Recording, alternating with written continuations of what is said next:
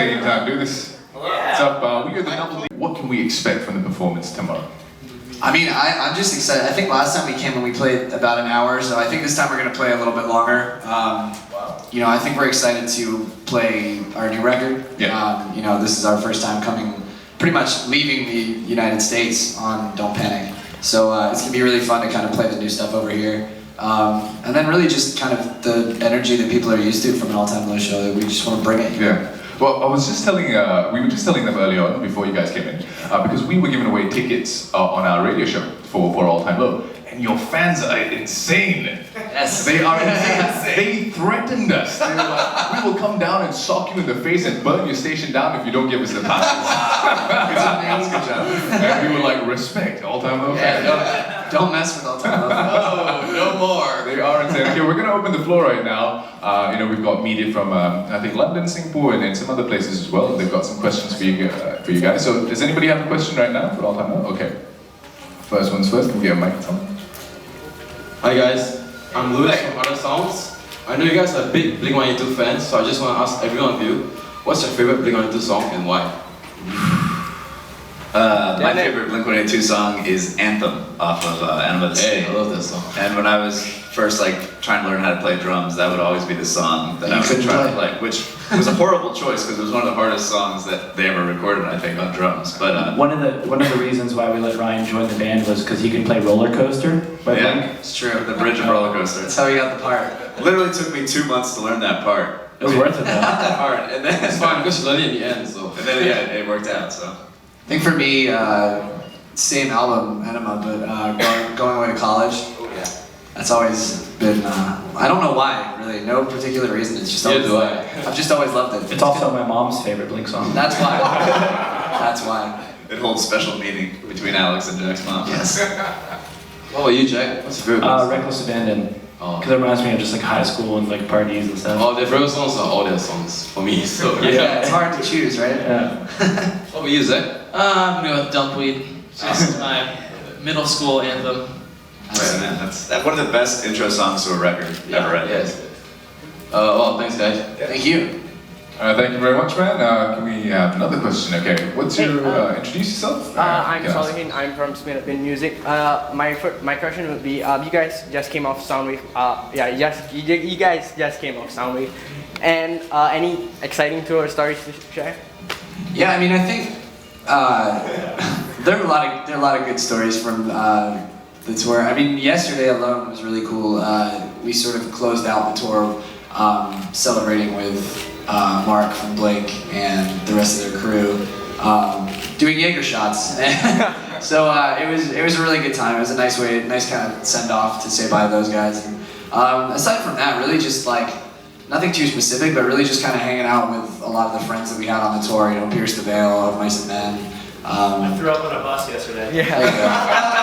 Jack threw up on a bus. One of the cooler things about doing those kind of festivals is that it gives you a sense of accomplishment, because when you're on stage with bands like Blink, you're kind of their peer. You know, they're no longer just your idols that are untouchable. You're now kind of sharing the stage with them, and it definitely gives you a sense of like, wow, we've done something good here. Yes. Thank you. Do you have another question? Yeah. Okay, just a bit of a follow-up. You guys did the Harlem Shake, and Jack did an individual one.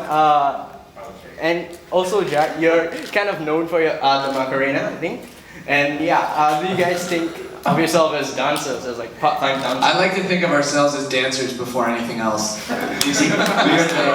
I really don't even consider myself much of a musician, singer, or performer. I'm just mostly just a dancer. This was all secondary to his dance. We are the best, worst dancers you'll ever meet. I've used All Time Low to fuel my dancing career. Hopefully, push me to Dancing with the Stars fan. Fantastic. Another question, okay? Okay. You guys have been around for about almost a decade now. I mean, looking back from when you started, your goals, your visions for the band, and today, how has it changed? I mean, you look back today, you know. Yeah, I mean, I think I don't think anything's changed as far as we always just want to keep this band growing. I don't think we've ever sort of like gotten to a point where we're satisfied. I think, you know, we'd like to be the biggest band in the world if we could. So, we're always gonna try and grow towards that, continue to tour globally, and I think we just kind of like, the important thing is that we kind of set new goals every time we achieve the next one, and that is to just kind of get to the places we've never played before, create the album that we've never made before, and just things like that. Pretty simple stuff, but it's like, it keeps us going. Yeah, it's definitely always a I've got one more question. Yeah. Well, I mean, you guys just released the album last year. I mean, what you guys looking back on 2012? What were your highlights of 2012 for you guys? Mine was the other day on the airplane. That wasn't 2012, that was 2013. Come on. I think I don't know what the word is here, but putting out Don't Panic and having it come out to such acclaim from our fans, from critics, whatever you want to call it, and just kind of knowing that that was our record. We did it for ourselves. We did it by ourselves. Before we signed back to Hopeless, we fronted all the money, and it was just an all-time low record for all-time low, and the feeling of putting that out there, kind of giving it everything you have, and then having the fans reciprocate that, like that happiness and that the love for the record, it really was a hell of an accomplishment, I think, for us. I agree. Last year we got to open up for Green Day in Europe, and after we walked off the stage, and Billy Joe Armstrong walked in our dressing room, and he started just talking to us and telling us how much he was impressed by the show, and we were all just kind of silent, staring at him. We're just like, I mean, this is a guy you listened to when you were a kid. yeah, It's like, awesome, right? Definitely, yeah. Right. Yeah, that was definitely a huge highlight. Just kind of, it's like, Green Day for me is like the first band from this genre that I really got into, so that was kind of a really full circle moment for me, of being like, looking back to when I was 12 and listening to Dookie in my room. I also read that you guys did a song about Hopeless. Can you tell us more? Are you going to release it anytime soon? Or? No. It's kind of a bummer. It was just one of those songs. We wrote it a while ago for it was for Nothing Personal, so a couple records ago. And it was more an opportunity to kind of get in the room with Mark and pick his brain and learn. But the song, I would too. Yeah, the song ended up not really, it didn't really fit the rest of the record. It just kind of stood out as like something that didn't really match what we were doing at the time. So the song never really saw the light of day, but it definitely kind of opened a door to starting a pretty awesome relationship with the guys in Blink and with Mark in particular. Damn. Yeah. Oh, okay. Hi, okay, so I'm Zach from Pulp Spoken, and we actually collected a couple questions from your fans online. And this one's from Rachel from Australia, and she would like to know from each of you, what's your favorite song you've ever written? That's a really tough one for me. I've been asked that a lot, and it always kind of changes depending on the mood. But I think for me, Weightless might be a big one. I kind of feel like Weightless was a song that took our band to another level as far as like it redefined what we were doing and kind of set the standard for where we were going to go from there. And whenever I think of like, if I had to show someone that had never heard of All Time Low one song, I think that would be the song. I would say Weightless or Backseat Serenade from a newer standpoint. Yeah, from a career standpoint, I think it's pretty easy for all of us to say Weightless because it was kind of the song that shaped our, coming into the mainstream, whatever. But like Jack said, more recently, I would say Backseat. I think that, if people needed a song to bridge Nothing Personal to Don't Panic, I know we had Dirty Work in between, but I'm just, if we had to bridge those two, I would always say for that song to do it. So, Ryan made us put his girlfriend on that song. I would say So Long Soldier for the new record, for sure. It's my favorite. I hope we play it one day. Yes. Okay, and one more. Nicole, who's 14 from the US, has a question for Alex. She wants to know what your most memorable tattoo is and why. I don't have many, so they're all pretty memorable. But I don't know. I like my rose a lot. It's just kind of like, I thought that was a daffodil. it's kind of. My mom was upset when I got a hand tattoo, so that's why he likes it. yeah. Screw you, Mom. I feel like a rebel.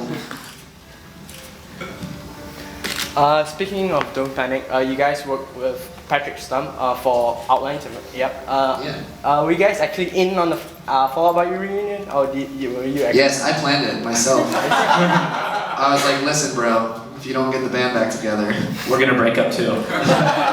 And also, are we gonna see another Believers Never Die tour? Man, I don't know. To be completely honest, we didn't really know that they were getting back together. We started to kind of hear the whisperings of it happening a little before they announced it, but they did a really good job of making it seem like they absolutely weren't getting back together until the day that they said they were. So yeah, I mean, it was very cool. But I don't. As far as the tour goes, my fingers are crossed. I hope so. I think that'd be amazing. Email Pete, I'll give you his email address. Yeah, just get on Twitter and start harassing them to take us out again.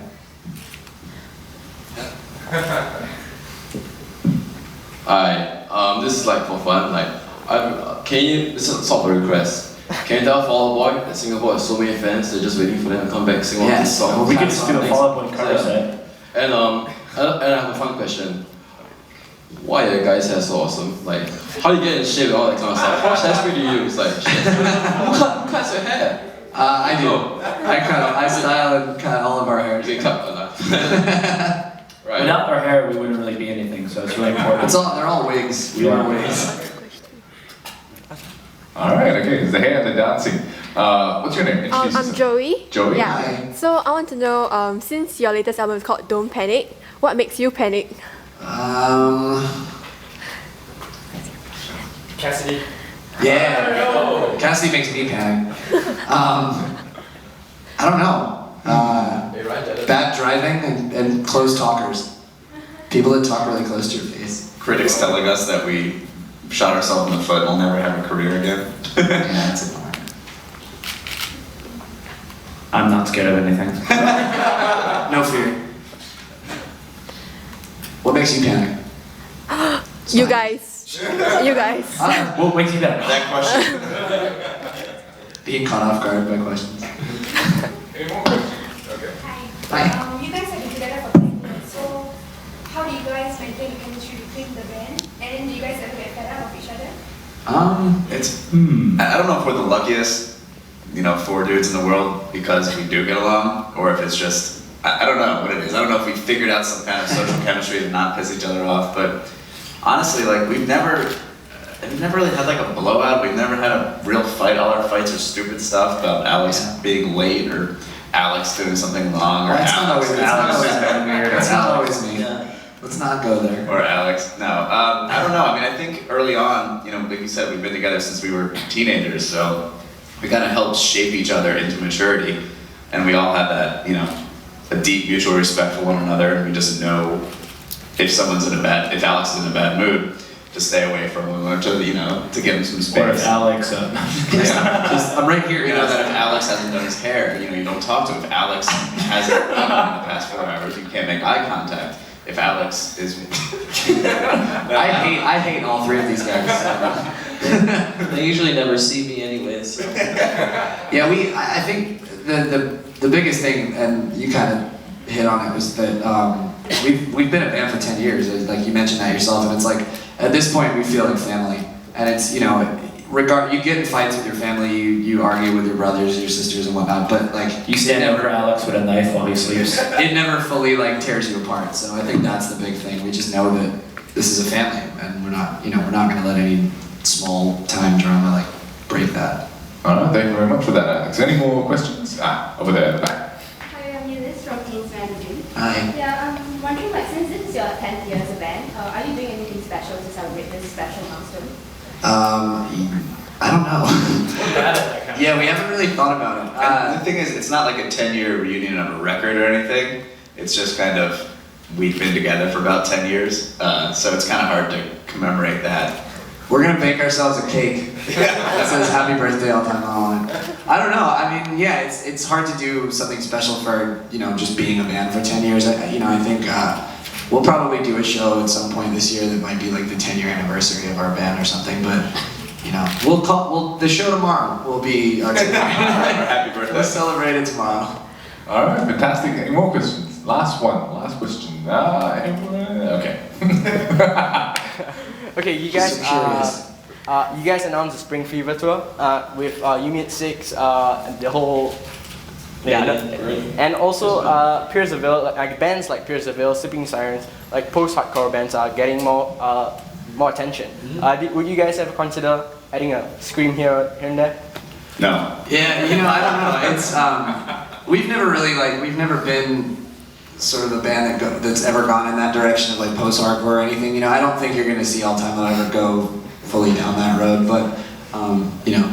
But we embrace the fact that, you know, we share a fan base, you know. Yeah. An All-Time Low fan can be a fan of Beer Surveillors. I think the coolest thing right now is that, yeah, like 10, 15 years ago, all those fan bases were very separate, and they really didn't go to one another's shows and things like that. Now, you know, I think we're in a cool place where, you know, with the internet and with the way that music's distributed now, you know, you have fans of both bands coming to the same shows, and it's, you know, it allows us to tour with bands like Pierce the Veil, which is, you know, really cool for us. We did have a Scream on our first EP, and it was terrible. It was weird. It was a guy who played in a local Baltimore band. Yeah, we just said, hey, can you come Scream for like one song? He was so desperate. And then he left. He's like, thank you.